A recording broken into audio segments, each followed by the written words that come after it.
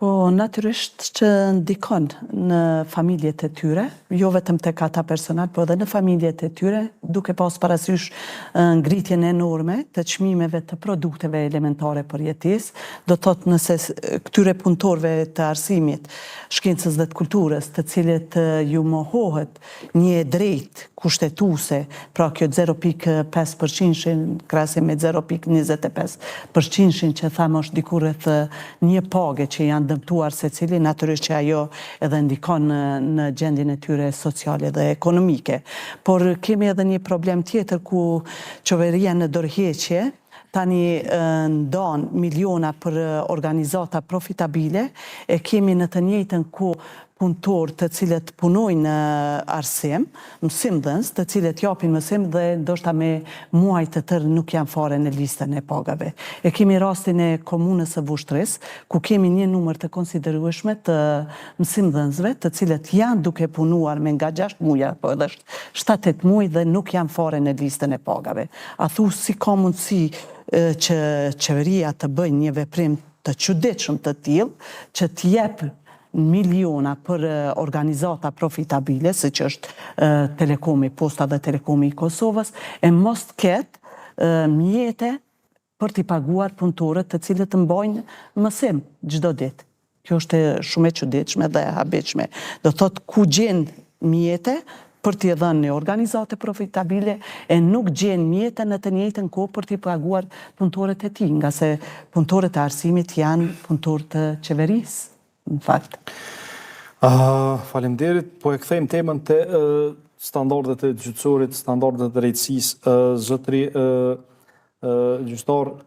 kjo situatë e krijuar me këtë ngarkesë të landëve do ta cenoj gjykimin brenda një afati të arsyeshëm kohor dhe për shkak të kësaj ngarkese a do të ketë të drejta që vazhdimisht do të shkilen? Përkundër faktit që ka rritje të numrit të gjyqtarëve dhe është afër arritjes së asaj norme që përcaktohet në përputhje me numrin e popullsisë, në këtë situatë kur ne përballem me gjithë këtë numër të madh të padive, gjithë mund të them masive, është e vështirë që të përcaktohen edhe parametra, matës. Sepse në rrethana apo në situata normale, nëse përcillet do të thotë ato kontestet që kanë derivuar ndër vite, mund është mi bëhe dhe projekcionet dhe me ditë saktë se sa është numri gjyqtarëve që i përgjigjet në këtë rast zgjidhjes brenda asaj arritjes së asaj që nënkupton gjykimin brenda afatit të arsyeshëm. Por ne nëse i pranojmë gjitha këto padi, edhe që prapë gjykata themelore vazhdon të trajtoj padi tjera që do thotë akoma nuk ka arrit me përfundu të gjitha, detyrimisht që do t'i afektoj edhe lëndë tjera që janë të vjetra e që janë në pritje. Dhe drejt për drejt në këtë rast cënohet edhe efikasiteti apo që drejt për drejt është e lidhur edhe me qasjen drejtësi, sepse në qoftë se ne pranojmë realisht edhe jemi duke pranuar gjitha këto lëndë, detyrimisht gjyqtarit ka me konsumu kohën të i trajtu gjitha këto lëndë që një drejt për drejt ka me afektu edhe në lëndë tjera të vjetra e që realisht është numër mjaft i madh i tyre që ndër vite janë ngërmullu. Çka do të thotë kjo që në qoftë se nuk ka reflektim nga ana e institucioneve tjera, gjykatat, sidomos gjykata themelore në Prishtinë, do të përballet me një gjendje jo të zakonshme, me një gjendje që do të merr kohën e vet që në këtë rast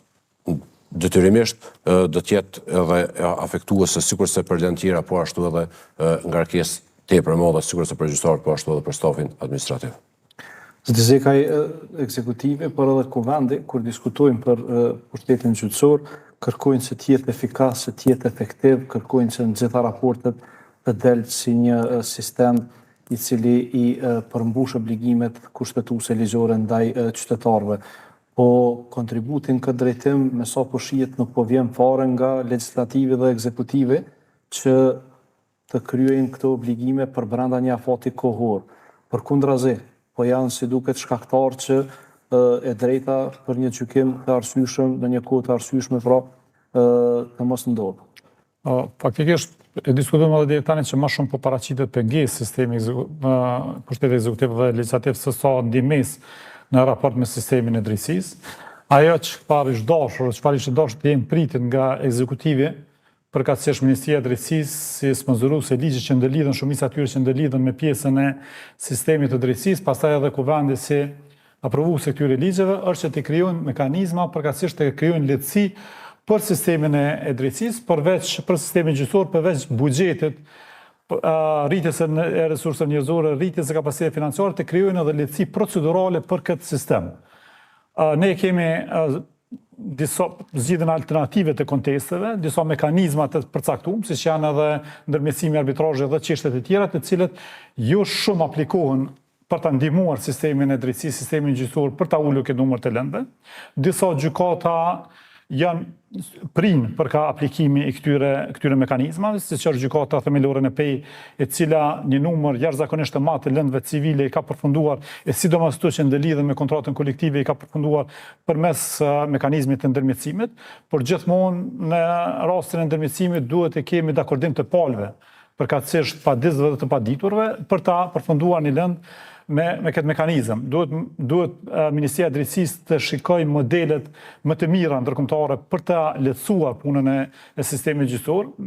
Ndërmjetësimin, sidomos ndërmjetësimi është shumë i aplikueshëm në vendet e zhvilluara dhe në vendet moderne, ku një numër i madh i lëndëve, mos them për 70% të lëndëve nuk shkojnë në sistemin gjyqësor pa u provuar paraprakisht ndërmjetësimi. Dhe pastaj vetëm ato të cilat dështojnë për të ndërmjetësuar mund të shohin edhe procedurën gjyqësore dhe të realizohen përmes procedurës gjyqësore. Kjo do ta ndihmonte shumë sistemin gjyqësor për ta ulur këtë backlog të lëndëve që e shikuam para se të hyjmë në këtë emision, dikon 265.000 lëndë tani më veç janë në të gjitha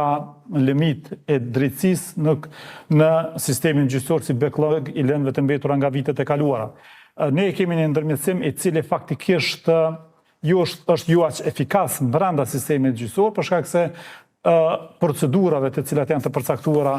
qoftë me rregulloret e Këshillit Gjyqësor, qoftë me ligjin e ndërmjetësimit atje, ku një procedurë duhet të shkojë, edhe nëse shkon përmes ndërmjetësimit, duhet të shkojë